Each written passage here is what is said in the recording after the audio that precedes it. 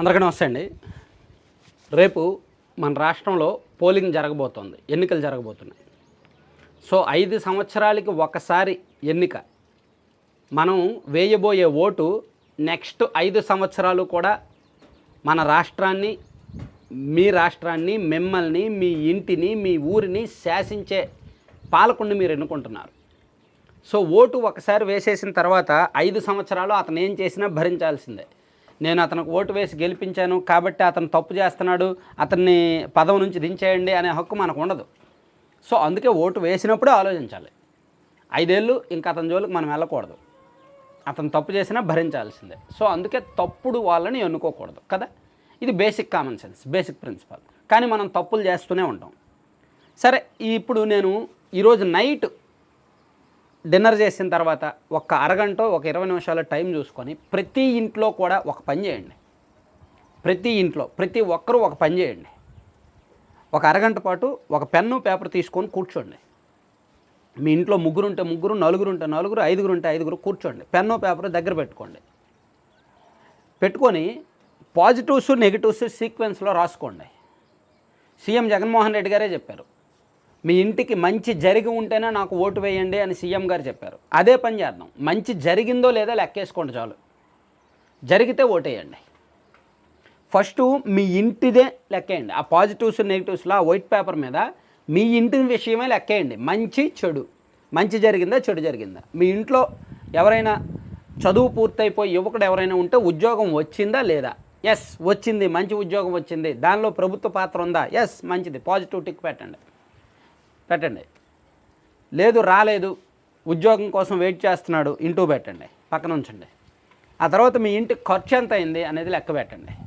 మీకు current bill ఈ నెల ఎంత వచ్చింది, గత ఏడాది ఇదే టైంకి ఎంత వచ్చింది, 2023 మే నెలలో ఎంత వచ్చింది, 2022 మే నెలలో ఎంత వచ్చింది, అలా 2019 మే నెలలో ఎంత వచ్చింది, 2017, 16, 15 మే నెలలో ఎంత వచ్చింది అనేది చూడండి. ఉంటాయి పాత బిల్లులు. నాకు తెలిసి మిడిల్ క్లాస్ ఫ్యామిలీస్లో పాత బిల్లులు ఉంటాయి. లేదు బిల్లులు పే చేయడానికి మీరు ఏమైనా మొబైల్ యాప్, ఫోన్పే వాడితే హిస్టరీస్లో, ట్రాన్సాక్షన్స్లో ఉంటాయి చూడండి. సో ఆ కరెంటు బిల్లులు పెయిన్ కనుక మీకు అనిపిస్తే, కరెంటు బిల్లులు ఎక్కువ పే చేస్తున్నాము అనిపిస్తే, 2019లో నాకు తెలిసినంత వరకు 2019లో ఒక 500 యూనిట్లు కాల్చిన ఒక ఇంటికి సుమారుగా ఒక 900 రూపాయలు, 800, 1000 రూపాయలు కరెంటు బిల్లు వచ్చేది. ఇప్పుడు 2000 నుంచి 2600, 2700 వస్తుంది ఇప్పుడు. అండ్ సో కరెంటు సగానికి సగం ఏంటి, ఒక 6 సార్లు 7 సార్లు కరెంటు బిల్లులు పెరిగాయి. గతంలో 700 నుంచి 1000 రూపాయలు వచ్చిన ఇంటికి ఇప్పుడు 2500 నుంచి 3000 వరకు కరెంటు బిల్లు వస్తున్నమాట వాస్తవం. 2000కు పైగా బిల్లులు వస్తున్నమాట వాస్తవం. కాబట్టి మన జేబు నుంచి దోచుకుంటున్నారా లేదా అనేది ఆలోచించి ఒక నోట్ పెట్టుకోండి, ఒక పాయింట్ నోట్ చేసుకోండి. అలాగే ఇంటి పన్ను, ఆస్తి పన్ను లేదా ఇంటి పన్ను మీరు ఎంత కడుతున్నారు, ఈ సంవత్సరం ఎంత కట్టారు, గతంలో ఎంత కట్టారు, 2019, 18, 17లో ఎంత కట్టారు అనేది నోట్ చేసుకోండి.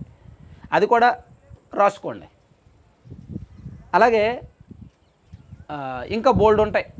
చెత్త పన్ను కావచ్చు, లేదా రిజిస్ట్రేషన్ ఛార్జీలు కావచ్చు, బయటకు బండి మీద వెళ్తున్నప్పుడు పెట్రోల్కి మీరు ఎంత ఖర్చు అవుతుంది కావచ్చు, మీ ఇంటి ఖర్చు కావచ్చు, ఇదంతా నోట్ చేసుకొని రాసి పెట్టుకోండి. దీనిలో ప్రభుత్వ పాత్ర ఉన్నదేంటి, కరెంటు బిల్లు ప్రభుత్వ పాత్రే, పెట్రోలు ప్రభుత్వ పాత్రే. కొంతమంది అనొచ్చు పెట్రోల్ కేంద్ర ప్రభుత్వం కదా అని. కానీ కేంద్ర ప్రభుత్వం పెట్రోల్ రేట్లు నిర్ణయిస్తే రాష్ట్రంలోనే ఎందుకు ఎక్కువ రేట్లు ఉన్నాయి? చెన్నైలో ఏమో 100 రూపాయలు ఏంటి, మనకేమో 109 రూపాయలు ఏంటి, బెంగళూరులో 101 రూపాయలు ఏంటి, మనకు 109 ఏంటి? సో అందుకు మన దగ్గర ఎక్కువ దోపిడీ జరుగుతున్న మాట వాస్తవం. సో అది కూడా రాసి పెట్టుకోండి. అలాగే మీ ఇంటికి వచ్చిన డబ్బులు కూడా రాసి పెట్టుకోండి. అమ్మఒడి, రైతు భరోసా, విద్యా దీవెన, చేయూత, అది ఇది వచ్చిన డబ్బులు రాసి పెట్టుకోండి. సో మీరు నెల నెల ఖర్చు పెడుతున్న అదనపు సొమ్ము ఈ సంక్షేమ పథకాల రూపంలో వచ్చింది, రెండింటినీ కలిపి టాలీ చేయండి. ఒక లెడ్జర్ అకౌంట్ లాగా చేసి రెండింటినీ కూడా కంపేర్ చేయండి. ఏది ఎక్కువ ఉంది, సంక్షేమ పథకాలు ఎక్కువ ఉన్నాయా లేదా మీరు పెడుతున్న ఖర్చు ఎక్కువ ఉందా లెక్క వేయండి. అలా లెక్క వేసినప్పుడు మీరు పెడుతున్న ఖర్చు ఎక్కువ ఉంటే మరి మీరు దోపిడీకి గురవుతున్నట్టేగా. మీకు తెలియకుండానే మీరు దోపిడీకి గురవుతున్నట్టు. 500 రూపాయలు లేదా 800 రూపాయలు కట్టాల్సిన కరెంటు బిల్లు 2500 కడుతున్నారంటే నెలకు 2000 రూపాయలు ఎక్స్ట్రా కడుతున్నట్టే కదా. అక్కడే దోపిడీ జరుగుతుంది కదా. లేదా 800, 500 కట్టాల్సిన ఇంటి ఆస్తి పన్ను 3-4 వేలు కడుతున్నారంటే అక్కడే దోపిడీ జరుగుతుంది కదా. సో దోపిడీ ఏ విధంగా జరుగుతుందనేది రాసి పెట్టుకొని ఆలోచించి ఒకసారి పక్కన పెట్టుకోండి. ఇది మీ ఇంటి దోపిడీ, ఇది పక్కన పెట్టేద్దాం. ఇప్పుడు మీ వీధి లేదా మీ ఊరికి రండి. మీ ఊరిలో గతంలో ఎలా ఉంది, ఇప్పుడు ఎలా ఉంది? ఫస్ట్ ఊర్లో ఎక్కడైనా గంజాయి దొరుకుతుందేమో చూడండి. దొరికితే దాని బాధ్యత ప్రభుత్వానిదే. ఎందుకు ఈ మాట అంటున్నానంటే గంజాయి విచ్చలవిడిగా దొరుకుతుంది మన రాష్ట్రంలో. సో కొన్ని పచారీ షాపుల్లో, కొన్ని కిరాణా షాపుల్లో అగరబత్తీలు, అగ్గిపెట్లు ఉంటాయో లేవో తెలియదు, కానీ గంజాయి ప్యాకెట్లు మాత్రం ఉంటాయి. అంత విచ్చలవిడిగా దొరుకుతుంది చాలా చోట్ల. సో దొరుకుతుంది అంటే ప్రభుత్వం తప్పే, ఒక ఇంటూ మార్క్ వేయండి. అలాగే లిక్కర్ షాపు, బెల్ట్ షాపు ఉందా లేదా చూడండి. బెల్ట్ షాపులు ఎత్తేసామని ఘనంగా చెప్తారు, కానీ ప్రతి ఊర్లో ఎవరో ఒకళ్ళు ఇల్లీగల్గా మద్యం అమ్ముతారు. అలా అమ్ముతున్నారు అంటే అది ప్రభుత్వ తప్పే, ఒక ఇంటూ వేయండి. అలాగే మీ ఊర్లో రోడ్లు బాగున్నాయా లేదా, డ్రైన్లు బాగున్నాయా లేదా అనేది చూడండి. డంపింగ్ యార్డ్ నిర్వహణ బాగుందా లేదా అనేది చూడండి. డంపింగ్ యార్డ్ నిర్వహణ బాగుండి, రోడ్డు బాగుండి, అంతా బాగుంది అంటే ఓకే. లేదు రోడ్లు బాగోపోయినా ఏం బాగోపోయినా అది ప్రభుత్వ ఫెయిల్యూరే, ఒక ఇంటూ వేయండి. అలాగే విలేజ్ క్లినిక్లు, ఆర్బీకేలు, గ్రామ సచివాలయాలు ఇవన్నీ ఎలా పనిచేస్తున్నాయి అనేది కూడా మీకు తెలుస్తుంది కదా, అది కూడా పాజిటివ్ నెగిటివ్ రాసుకోండి. సో అలా మీ ఇంటిది అలాగే మీ ఊరిది అయిపోయిన తర్వాత రాష్ట్రానికి రండి.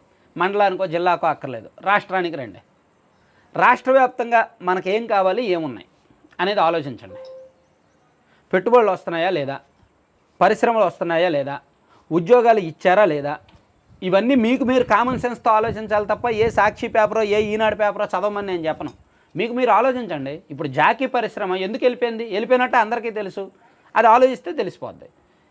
అలాగే Asian app and Asian paper and pulp APP అనే పరిశ్రమ రామాయపట్నం దగ్గర రావాల్సింది ఎందుకు వెళ్ళిపోయిందో అందరికీ తెలుసు. ఇలా చాలా సంస్థలు, అమర్రాజా బ్యాటరీస్ ఎందుకు వెళ్ళిపోయింది, ఇలా వెళ్ళిపోయిన సంస్థల గురించి రాయండి, వచ్చిన సంస్థల గురించి రాయండి. మేబీ వచ్చిన సంస్థలు మీకు గూగుల్లో ఎతికినా దొరకవు, వచ్చిన సంస్థలు మీరు గూగుల్లో ఎతికినా దొరకవు. సో అంటే రాష్ట్రానికి నష్టం జరిగిందా లేదా, రాజధాని కట్టారా లేదా, రాజధాని విషయంలో వైసీపీ వేసిన పిల్లి మొగ్గలు, రాజకీయ డ్రామాలు ఎలా ఉన్నాయనేది అదే పేపర్ మీద రాయండి. అలాగే పోలవరం 2021లో పూర్తి చేస్తామన్నారు, చేయలేదు. 2022లో పూర్తి చేస్తామన్నారు, చేయలేదు. 23లో పూర్తి చేస్తామన్నారు, చేయలేదు. అది కూడా రాసుకోండి. ఒకవేళ మీ ఇంట్లో రైతులు ఉంటే పోలవరం పూర్తి కాకపోవడం వలన ఎంత నష్టం జరుగుతోంది అనేది ఆ రైతులు పక్కా క్యాలిక్యులేషన్ ప్రకారం చెప్పగలరు. పోలవరం ప్రాజెక్టు పూర్తయిపోతే రాష్ట్ర వ్యాప్తంగా సంవత్సరానికి సుమారుగా 10,000 కోట్ల విలువైన పంట ఉత్పత్తి జరుగుద్ది. పోలవరం ప్రాజెక్టు పూర్తయిపోతే రాష్ట్రం మొత్తం మీద సంవత్సరానికి 10,000 కోట్ల విలువైన పంట ఉత్పత్తి జరుగుద్ది. అలాగే చాలామందికి తాగునీరు కూడా, అలాగే పవర్ జనరేషన్ కూడా పెరుగుద్ది. కానీ పోలవరం పూర్తి కావట్లా. సో అది ఎవరు ఫెయిల్యూర్ అనేది రాయండి. ఎవరు అధికారంలో ఉంటే వాళ్ళదే బాధ్యత. అలాగే రాజధాని విషయంలో ఏం జరిగింది, రాజధాని బాగుంటే గత ప్రభుత్వం అధికారంలో ఉన్నప్పుడు రాజధానికి ఏమొచ్చాయి, విద్యా సంస్థలు వచ్చాయి, ఎయిమ్స్ వచ్చింది, అలాగే సచివాలయం కట్టారు, హైకోర్టు కట్టారు, ఇవన్నీ అసెంబ్లీ కట్టారు, అన్నీ కట్టారు. ఈ 5 ఏళ్లలో రాజధాని నిర్మాణం ఎక్కడైనా జరిగిందా? పోనీ విశాఖపట్నం రాజధాని అన్నారు, ఏమైనా కట్టారా? ఆ రిషికొండలో ప్యాలెస్ తప్ప ఇంకేమీ కట్టలా. ఆ రిషికొండ ప్యాలెస్ కూడా అది దేనికి కట్టారు, ఏ ప్రయోజనం కోసం కట్టారో అందరికీ తెలుసు. సో మరి రాజధానిని చంపేశారా లేదా, రాజధానిని అడ్డంగా నరికేశారా లేదా అనేది ఆలోచించండి. ఇలా నైట్ డిన్నర్ చేసిన తర్వాత ఎలాగ రేపు ఓటు వేయాలి కాబట్టి ఈరోజు నైట్ కూర్చొని ఆలోచించండి. రాష్ట్రం గురించి ఆలోచించండి, రాజధాని గురించి ఆలోచించండి, పరిశ్రమల గురించి ఆలోచించండి, రాష్ట్ర భవిష్యత్తు, ఉపాధి, యువత గురించి ఆలోచించండి. అలాగే మీ ఇంటి ఖర్చు గురించి ఆలోచించండి, మీ ఊరు అభివృద్ధి గురించి ఆలోచించండి. ఇవన్నీ ఆలోచించి ఓటు వేయండి. ఎందుకంటే ఓటు వేసే అవకాశం మళ్ళీ రాదు. మీరు వేసిన తర్వాత ఒక నెల రోజుల తర్వాత, 6 నెలల తర్వాత మీ ఎమ్మెల్యేనో మీ సీఎంఓ మీకు నచ్చకపోయినా మీరు దించలేరు. ఒక ఓటే కదా, నాదేముంది, నేను 5,000, 2,000, 3,000 నాకు డబ్బులు ఇచ్చారు, నేను తీసుకొని వేస్తాను అంటే అది ప్రజాస్వామ్యానికి మనం అంటించిన పాపం. అది ఊరికే పోదు, అది దేశం మొత్తాన్ని కబలించేస్తుంది, రాష్ట్రం మొత్తాన్ని కబలించేస్తుంది. ఆల్రెడీ ఇప్పుడు కబలిస్తుందా లేదా అనేది మనకు తెలుసు. సో ఆచితూచి అడుగులు వేయండి. ఓటు విషయంలో మాత్రం ఎక్కడా కూడా తప్పటడుగు అయితే వేయొద్దు. Thank you.